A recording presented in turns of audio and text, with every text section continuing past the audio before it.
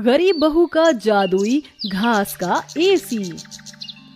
एक छोटे से गांव में सरिता अपनी बहू और अपने गरीब परिवार के साथ रह रही थी। बेटा, आज हमें ये रात को सारा काम खत्म करना होगा, कल ये सारा ऑर्डर का सामान जाएगा। माँ, मैं तो कोशिश कर ही रहा था लेकिन घास ही खत्म हो गई। अब आप ही बताओ ना, मैं क्या करूँ? हमारे पास और कोई चारा नहीं है, हमें जंगल से और घास काट कर लानी होगी। इस समय जंगल में जाने का फायदा नहीं है, कभी भी कुछ भी हो सकता है। जंगली जानवर रात के समय ही बाहर निकलते हैं। अजय बिल्कुल सही कह रहा है बहू। अरे माँ जी, हम दो लोग अगर जाएंगे तो कोई जानवर पास नहीं आएगा और फिर इतनी जल्दी कोई जानवर हमला नहीं करता।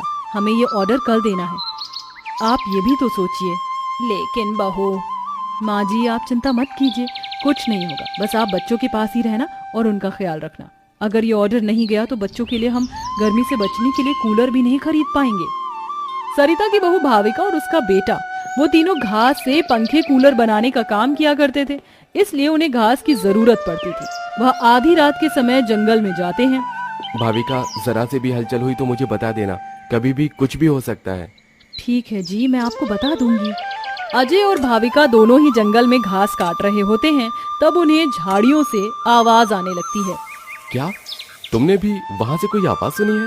हाँ जी, मैंने भी सुनी है। मैंने तुम्हें कहा था ना, इस समय आना ठीक नहीं है। चलो देखते हैं उधर क्या है। भाविका और अजय झाड़ियों के पास जैसे ही जाते हैं, उन झाड़ियों के पीछे से एक आदमखोर भेड़िया निकलता है। भाविका, भागो यहाँ से, यहाँ पर तो बहुत खतरनाक भेड़िया है। अजय और भाविका दोनों अपनी जान बचाकर भागने लगते हैं। अजय, अब हम लोग क्या करें? कहीं भेड़िए ने हमें खा लिया तो? रुकना मत, बस भागती जाओ। भागते भागते वो दोनों जंगल से किसी तरह बाहर निकल आते हैं और भेड़िया उनका पीछा छोड़ देता है। जान बची तो लाखों पाए, लौट के बुद्धू घर को आए। रास्ते में चलते हुए आधी रात के समय उन्हें गांव के एक कूड़े के ढेर के पास एसी पड़ा हुआ नजर आता है। अरे देखो जी, यहाँ पर एसी पड़ा है। अरे पता नहीं किसका होगा, चलो यहाँ से चलते हैं। मुझे लगता है किसी ने ऐसे ही डाल दिया होगा। मैं तो कहती हूँ इसे लेकर चलते हैं। भाविका अजय को एसी ले जाने के लिए मना लेती है, जिसके बाद वो दोनों उस एसी को घर ले आते हैं। तुम दोनों तो घास लेने गए थे, ये क्या लेकर आ गए हो? ये हमें रास्ते में पड़ा मिला। जब हम कूलर पंखे बना लेते हैं तो एसी भी बना सकते हैं। इस खराब एसी को छोड़ो और ये बताओ, क्या तुम घास लेकर आई हो? सरिता के ये बोलने के बाद जंगल की दुर्घटना के बारे में दोनों बताते हैं, जिसे सुनकर सरिता हैरान रह जाती है। अच्छा, इसका मतलब बहुत बड़ी मुसीबत से बचकर आए हो तुम दोनों, और साथ में ये कचरा उठाकर ले आए। वह तीनों बहुत ज्यादा परेशान हो जाते हैं। कल का ऑर्डर पूरा करने के बाद उन्हें कुछ पैसे मिल जाते, लेकिन घास न होने की वजह से उनका ऑर्डर पूरा नहीं हो पाता और वह ऑर्डर कैंसिल हो जाता है। अगले दिन उनके टूटे फूटे घर के अंदर धूप की किरणें आने लगती हैं, जिससे बहुत ज्यादा गर्मी हो जाती है। हे भगवान, कितनी गर्मी लग रही है, घर में पंखा भी नहीं चल रहा है। मुझे भी बहुत गर्मी लग रही है। पिताजी, हमें बहुत गर्मी लग रही है। हमारे घर में एक पंखा भी ठीक से नहीं चलता। बेटा, थोड़ा सा सब्र रखो, कुछ दिनों में मेरे पैसे मुझे मिल जाएंगे तो मैं घर के अंदर एक अच्छा सा पंखा लगवा दूंगा। हमारा वो ऑर्डर तो कैंसिल हो गया, लेकिन सुबह में घास ले आई थी मैं। चलिए गांव वालों के कूलर और पंखे में घास लगा देते हैं, उससे कुछ तो पैसे आएंगे। हाँ, तुमने सही कहा। भाविका और अजय दोनों मिलकर पुराने कूलरों के अंदर घास लगा रहे होते हैं और यहाँ घर में राजू दिशा गर्मी से परेशान हो रहे होते हैं। काश कि हमारे घर में भी कोई एसी होता। तभी दिशा की नजर उसके पिता के लाए हुए एसी के ऊपर पड़ती है। अरे राजू, जरा इसे देखो, लगता है पिताजी हमारे लिए एसी लेकर आए हैं, पर उन्होंने ये एसी अभी तक क्यों नहीं लगाया? क्योंकि ये एसी खराब है, बस इसीलिए। कल रात तुम्हारे माता पिता को यह कूड़े करकट में मिला था। ये सुनने के बाद राजू इस बात से तो खुश होता है कि उसके पिताजी पुराना ही सही, कम से कम एक एसी तो घर पर लेकर आए। कुछ देर बाद वह अपने दोस्तों के पास खेलने चला जाता है। ढोलू, कहाँ हो तुम? चलो खेलते हैं। आज मैं नहीं आ सकता, बहुत गर्मी है और इतनी गर्मी में मेरा मन नहीं कर रहा है आने का, क्योंकि मेरे घर के अंदर एसी लगा हुआ है। मैं उसकी ठंडी हवा में ही बैठना चाहता हूँ। क्या कहा? तुम्हारे घर के अंदर भी एसी है? हाँ, और हमारा एसी बहुत अच्छा चलता है। बहुत ठंडा कर देता है घर को।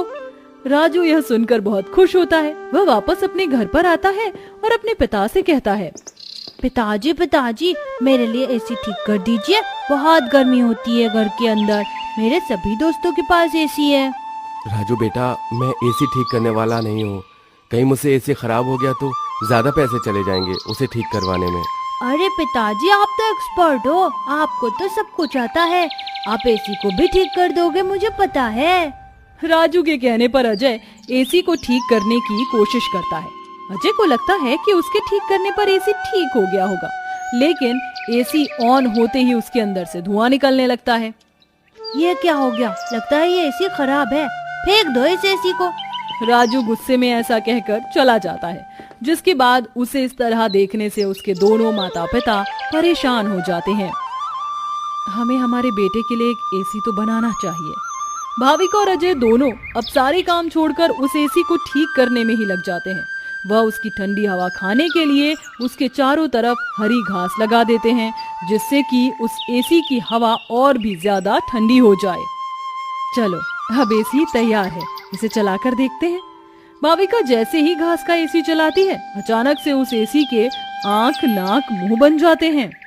क्या बात है, तुमने तो मुझे बिल्कुल नए जैसा बना दिया है, लेकिन समझ नहीं आ रहा कि तुमने मेरे ऊपर ये घास क्यों लगाई है। एसी को बात करते हुए देख वो सभी डर जाते हैं। अरे हाँ, सॉरी, मुझे माफ करना, मैं अपने आप को इंट्रोड्यूस करना भूल गया। मैं एक जादुई एसी हूँ, मेरे पास परी लोक की शक्तियाँ हैं, मैं गरीबों की मदद करता हूँ और तुम्हें मेरी बहुत ज्यादा जरूरत थी, लेकिन मैं खराब होने की वजह से अपनी शक्तियाँ इस्तेमाल नहीं कर सकता था। तुमने मुझे ठीक कर दिया, उसके लिए तुम्हारा बहुत बहुत शुक्रिया। माँ, पिताजी देखो, ये एसी तो बात भी करता है। हाँ, तुमने बिल्कुल सही कहा, ये तो कोई जादुई एसी है। तुमने बिल्कुल सही कहा, मैं हूँ एक जादुई एसी, बल्कि अब मैं हूँ एक घास का जादुई एसी और मुझे तुमने बनाया है। ये घास का जादुई एसी चलता भी है या फिर बस बातें ही करता है? तभी जादुई एसी के अंदर से ठंडी ठंडी हवाओं के साथ घास के बने हुए एसी निकलने लगते हैं। अरे वाह, इसकी ठंडी हवाओं के साथ इसके अंदर से तो घास के बने एसी भी निकल रहे हैं। यही तो मेरा जादुई कमाल है, मेरी ठंडी हवाओं के साथ तुम्हें घास का एसी भी मिलेंगे। ये तो सोने पर सुहागा हो गया। ऐसा जादुई एसी मैंने कभी नहीं देखा। अब उनके पास इतने सारे घास के एसी हो गए थे जिन्हें वह देखकर सोच में पड़ जाते हैं। आजकल बाजार में एसी बहुत महंगा मिलता है, हम घास के बने हुए सस्ते एसी बेचकर पैसे कमा सकते हैं। सही कहा माँ आपने, पर क्या लोग घास के बने एसी खरीदना चाहेंगे? सरिता यह सुनकर थोड़ी देर चुप हो जाती है। हमें पहले एसी बेचकर देखना चाहिए। इस तरह भाविका और अजय दोनों मिलकर बाजार में घास के बने एसी बेचने के लिए चले जाते हैं, जहाँ घास के बने एसी देखकर सभी लोग हैरान रह जाते हैं। एसी तो बहुत देखे, लेकिन ऐसा एसी नहीं देखा, ये तो बहुत अलग है। घास से बने एसी मैं भी खरीदना चाहूंगी। कितने का है एक? ज्यादा नहीं, मात्र 1000 रुपए का है। आजकल एसी 30-40 हजार तक मिलते हैं और तुम इतने सस्ते में बिल्कुल कौड़ियों के भाव बेच रहे हो। चलो मुझे एक दे दो। कमोलिका के खरीदने के बाद वहाँ और भी लोग उन दोनों से एसी खरीदते हैं। इसी के चलते उनकी अच्छी खासी बिक्री हो जाती है और सारे एसी बिक जाते हैं। आज का ये आखिरी एसी बचा है, इसे मैं अपने घर में लगाऊंगा।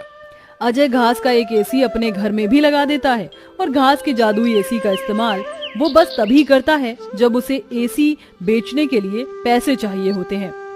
जादुई घास के एसी, अपनी ठंडी ठंडी हवाएं दो, जिससे मुझे तुम्हारे जादुई घास के एसी मिले। अजय के इतना बोलते ही जादुई घास के एसी के अंदर से ठंडी ठंडी हवाओं के साथ घास के बने एसी निकल आते हैं। इस तरह धीरे धीरे अजय अपना घास के बने एसी का बहुत बड़ा बिजनेस खोल लेता है और धीरे धीरे उसकी सारी परेशानियां खत्म हो जाती हैं। अब वह गरीब परिवार खुशी खुशी रहने लगता है।